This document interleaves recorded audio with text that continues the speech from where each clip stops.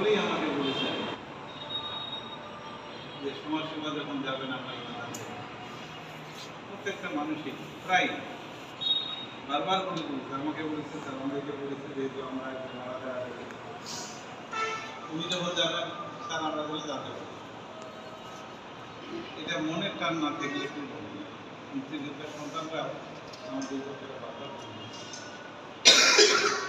আমরা সর্বসাধারণে কারণে বাস করি, জীবিত মুক্তিযোদ্ধার সংখ্যা আমাদের 28 আর অন্যান্য জায়গায় থাকেন যারা জীবিত আছেন 3-4-5 জন, তারা বাইরে থাকেন, বাইরে কাজ ওই সবগুলিতে 60 জন এখানে বসবাস করি আমরা 27 টাকা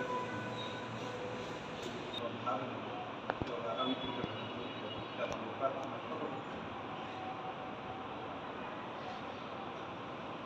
আর আমাদের একটা বক্তব্য আমি বলতে চাই যে কথাটা, সেটা হলো যে আমরা গর্ব অনুভব করি আপনার জন্য বদলি হয়ে গেছেন। আরো কতদিন যাবে, এখন পর্যন্ত কোনো মানুষ কারো কাছে শুনলাম না যে সমাজসেবা বিচার বদলি হয়ে গেছে। যারা আপনাকে চিনে তারা বলেছে যে লোকটা খারাপ, লোকটা ভালো ছিল না, লোকটা অফিস দুর্নীতি করত। এই কথাটা কিন্তু এখন পর্যন্ত বিশেষ করে আমি টের পাই। চেয়ারম্যান ছিলাম, দলের সঙ্গে সম্পৃক্ত ছিলাম, আমি কিন্তু কখনো সব পাই অন্যায় করে না, দুর্নীতি করে, স্বাধীনতার স্বপ্নেই তারা নিজের থাকে।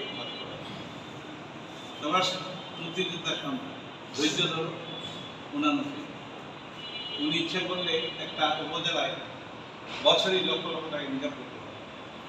সেই সুযোগ তারা সমাজসেবা বিভাগে আছে। 10 বছর চাকরি করলে আর দরকার হয় না, কিন্তু চলে কিভাবে দেখেন, সাধারণ জীবনযাপন করে আপনি আমি জীবনে করতে সেভাবে। এই বিষয়গুলো কিন্তু আমাদের মুক্তিযোদ্ধা সংক্রান্ত যেসব কাজ উনি করে দিয়েছেন, এটা আমার দায়িত্ব ছিল। তো আমার ছেলে না করবে তো কি করবে, অন্য ছেলে করবে আমার জন্য? আমরা মুক্তিযোদ্ধারা এখানে করতে পারবো না, অন্য ছেলে আমাকে করে দিবে?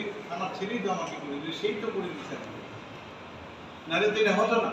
পিয়ন সাহেব খুব ভালো মানুষ ছিলেন, ওনাকে অত্যন্ত শ্রদ্ধা করত।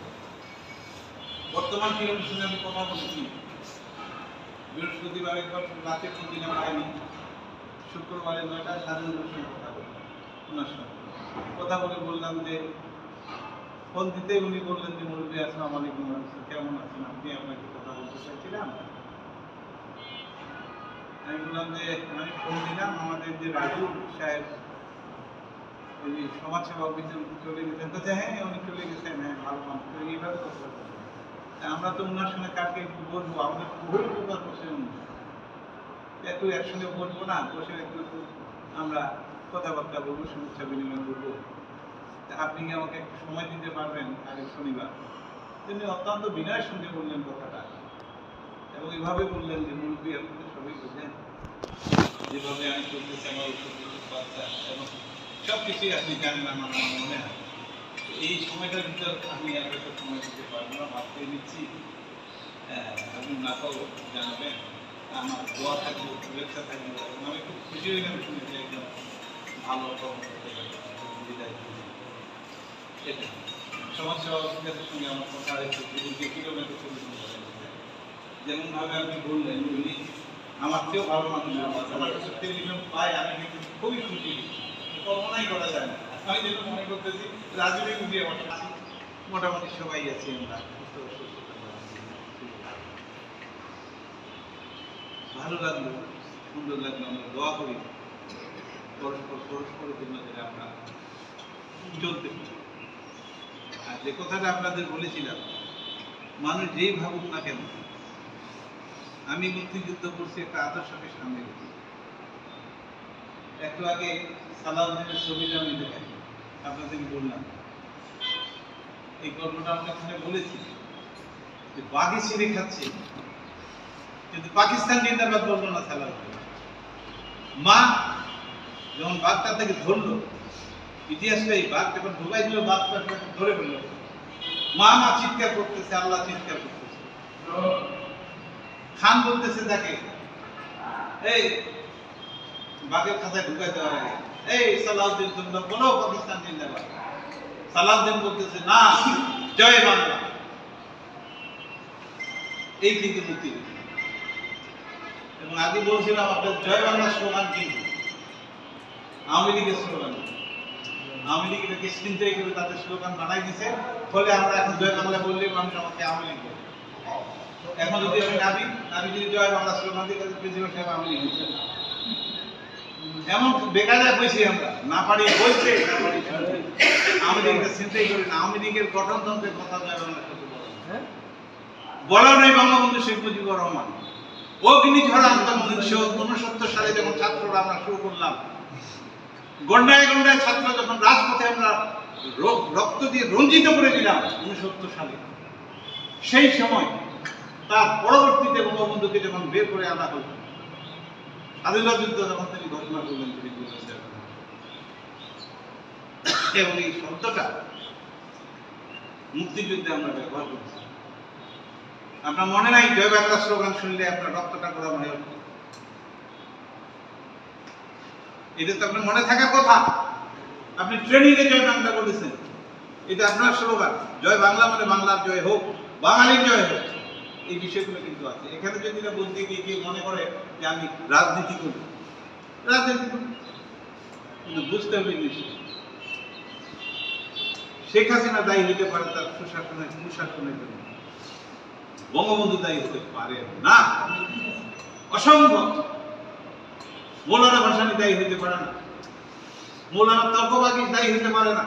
স্বাধীনতার সময় যারা সহযোগিতা করেছেন বাংলাদেশের কমিউনিস্ট পার্টির মনীষী ফরাদ, অধ্যাপক মুজাফফর আহমদ সহ যেসব ব্যক্তি সহযোগিতা করে এই সরকারকে মুক্তিযুদ্ধের সপক্ষে এনে দিয়েছে, তাদেরকে আমরা অবমাননা করতে পারি না।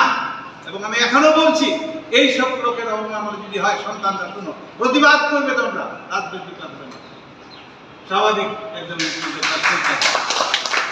এটা আমরা সহ্য করবো না, এটার উত্তর আমরা দিব, এটার জবাব করবো। শেখ হাসিনাকে তুমি গুলি করে মারে সে অন্যায় করছে, অন্যায় করছে, সে গুলি করছে, তার জন্য বাধ্য হয়েছে আন্দোলন করতে জন্য। আবু সাইদের মতো হত্যা তার জন্যই হয়েছে, 1000-2000 লোক তার জন্যই মারা গেছে। দুর্নীতি, দুঃশাসন দেশটাকে ধ্বংস করে দিয়েছে সেটা থেকে। আওয়ামী লীগ বলতে কিছু নাই, লুটেরার দল হয়ে গেছে আওয়ামী লীগ। অর্থাৎ আওয়ামী লীগ সৃষ্টি হয়েছিল গণতান্ত্রিক ভাবে। মৌলানা ভাসানী বলতাম জননেতা, বাংলাদেশের শ্রেষ্ঠ জননেতা আমাদের, আমরা তাকে মর্যাদা দিয়ে একদম মানে বড় পীর পয়গম্বর হিসাবে তাকে মর্যাদা দিই। এই মৌলানা ভাসানী সৃষ্টি করেছিলেন আওয়ামী লীগ। প্রথম তিনি আওয়ামী লীগের সভাপতি ছিলেন। আপনি জানেন, বঙ্গবন্ধু যখন আওয়ামী লীগের সদস্য হয়, বঙ্গবন্ধু যখন আওয়ামী লীগের সাধারণ কমিটির সাধারণ সম্পাদক, তখন মৌলানা ভাসানী বাংলাদেশ আওয়ামী লীগের সভাপতি। তিনি সৃষ্টি করেছেন এই মৌলানা ভাসানী। এটা কি ভারতের দালাল হতে পারে না। মৌলানা ভাসানীর বগলের ঘাম থেকে শেখ মুজিবুর রহমান। এই কথাটার অর্থ হলো, যখন পাকিস্তানিরা প্রচন্ড অত্যাচার করতেছিল রাজনীতিকে, তখন মৌলানা ভাসানী সহ মনীষী থেকে শুরু করে সব মৌলানা ভাসানীর পিছনে যায় দাঁড়ায় পাকিস্তান সরকারকে নিয়ে। সুতরাং এই লোকগুলোকে আমরা পাঠিয়ে দিতে পারি না, হয় না কোনোদিন। এই জিনিসগুলো মনে রাখতে, আমি বঙ্গবন্ধু বলি মানে আমি আওয়ামী লীগ করতে ঠিক না, কিন্তু আওয়ামী লীগই ভুলটা করতে পারি না। জোর করে নিজে নিজে সবাইকে তামার নিজের দল বানায়। হ্যাঁ, জামাতা কয় আওয়ামী লীগ মানে দেখেন নাই, যখন আওয়ামী লীগের শাসন ছিল, আপনার ছেলে চাকরি হয় নাই, জামাতের বেটা বেটির চাকরি হয়েছে। উদাহরণ দিব, কারণই আছে। কাজে আওয়ামী লীগ এই ঘটনাটা করছে, বলো তুমি তাকে। কিন্তু আমার বঙ্গবন্ধু যার আদর্শে, যার নেতৃত্বে, যার ডাকে, আমার জিয়াউর রহমান প্রেসিডেন্ট, যে বঙ্গবন্ধুর পক্ষে ইতিহাস, মুক্তিযুদ্ধ ইতিহাস বলতেছে, মিথ্যা বলে না, বঙ্গবন্ধুর পক্ষে যে স্বাধীনতা ঘোষণা করেছে, এখনো ইতিহাস ভাসে বেড়াচ্ছে। এখনো ইতিহাস চাই জিয়া বাবা গ্রেটেস্ট লিডার বঙ্গবন্ধু শেখ মুজিবুর রহমান। তাদেরকে আমরা অপমান করতে পারি না, এটা হয় না। আজকে আপনার সম্পূর্ণ মুছে দিতে চান, আপনার বঙ্গবন্ধুকে মুছে দিতে চান, মৌলানা ভাসানীকে মুছে দিতে চান, জিয়াউর রহমানকে মুছে দিতে চান, বামপন্থী যত রাজনীতিবিদ ছিল, যারা সাহিত্য করেছিল, সোভিয়েত রাশিয়া থেকে আরম্ভ করেছিল, তাদেরকে বিষয় দিতে চান। রক্তের আকারে লেখা, আমার মায়ের ইজ্জতের বিনিময়ে লেখা 1972 সালের সংবিধান, যেখানে আমার অধিকার সংরক্ষণ করা হয়েছে, সেটাকে আপনারা মুছে দিতে চান। আপনারা মানেন না, রিসেট বাটন চাপতে চান। ডাক্তার ইউনূস অসম্ভব। এই রিসেট বাটন আমরা গুঁড়া করে দেব। আমাদের সন্তানরা যদি বেঁচে থাকে, এই রিসেট বাটন চাপতে দিব না। কারণ রিসেট বাটন চাপার অর্থই হলো আমার বাপ তো মারা গেছে মুক্তিযুদ্ধের সময়। আমাদের বাড়িতে, আমাদের মির্জাপুরের গ্রামে খান রায়কে কিন্তু অত্যাচার করেছে। আমাদের বাড়িতে, আমার বাড়িতে আমার মাকে লাঠি মেরে তুলে দিয়েছে, আমার ভাইকে মেরে কমর ঘোড়া করে দিয়েছে। আমি বলবো মুক্তিযুদ্ধের স্বাধীনতা, বলবো বুঝতে হবে জিনিসগুলো কেন। ধৈর্য ধরেন, অপেক্ষা করেন, সত্য জিনিস প্রতিষ্ঠিত হোক। মানুষ তো জানে না সত্য জিনিস। আওয়ামী লীগ এই অত্যাচারে অন্যায় মানুষকে আসল জিনিস ভুলাই গেছে। আপনাকে বুঝবার চেষ্টা করেন, বলার চেষ্টা করেন, নিশ্চয়ই দিনে দিন ফিরে আসবে। আমি স্মরণ করি ওইসব 71 মানুষজন যারা মারা গেছে। আমি স্মরণ করি 24-এও যারা মারা গেছে, ছোট ছোট বাচ্চা মারা গেছে, গুলিতে মারা গেছে। এটার পিছনে বহু হিস্ট্রি আছে। আন্দোলনকারীরা একটা বাচ্চা গুলি করে মারবে কেন? আমি যদি প্রশ্ন করি, 1952 সালে আন্দোলন হয়েছে, বাচ্চাকে গুলি করে মারা হয়নি। 1962 সালে শিক্ষার আন্দোলন হয়েছে, তখন আমরা ছাত্র স্কুলে শিক্ষার আন্দোলন হয়েছে, তখন মারা হয়েছে ছাত্রদেরকে দিয়ে, ছোট বাচ্চাকে গুলি করে বানায়।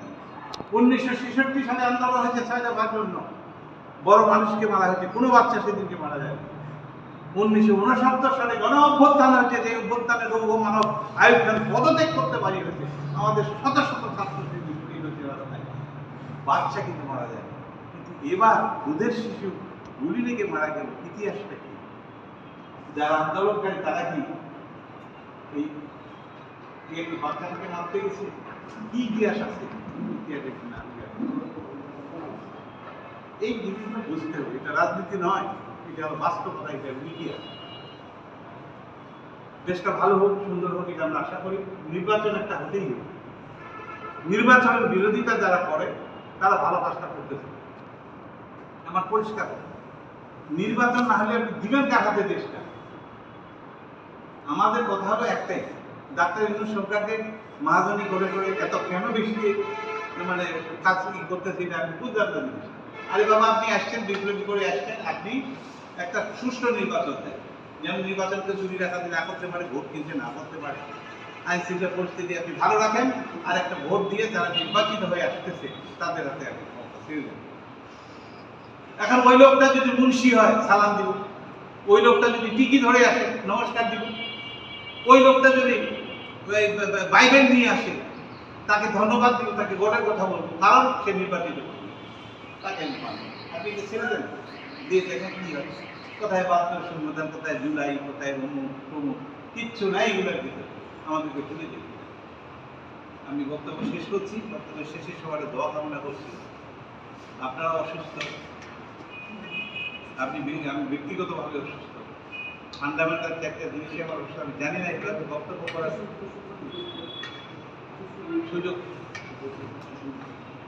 সুযোগ আমি পাবো কিনা এবারে গ্রহণ করা। কারণ প্রেশার, 40 বছরের ডায়াবেটিস, 20 বছরের রেজিস্ট্যান্ট করা ভিতরে, প্রচন্ড ব্যথা বাম সাইডে, মাঝে মাঝে রাত্রে উঠতে পারি,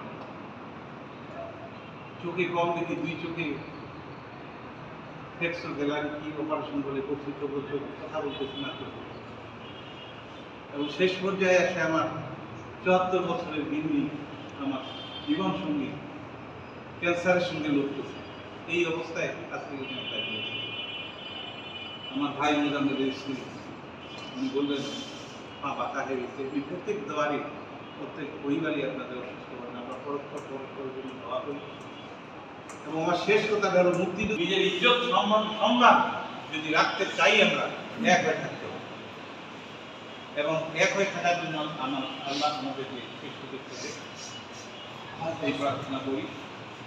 সঙ্গে সঙ্গে আমরা মুক্তিযোদ্ধা, আমরা মিলিত হয়ে আমাদের ভালোবাসা, আমাদের শুভেচ্ছা, আমাদের সন্তানদের শুভেচ্ছার জন্য আমরা আপনার জন্য সামান্য কিছু আমাদের উপহার আমরা এনেছি, আপনি এটা গ্রহণ করুন আমাদের কাছ থেকে, আমাদের কৃতার্থ করুন, এবং আমরা মনে করব যে আপনি আমাদের ভালোবেসেছেন বলে এটা গ্রহণ করেছেন, দোয়া করছেন আমাদেরকে।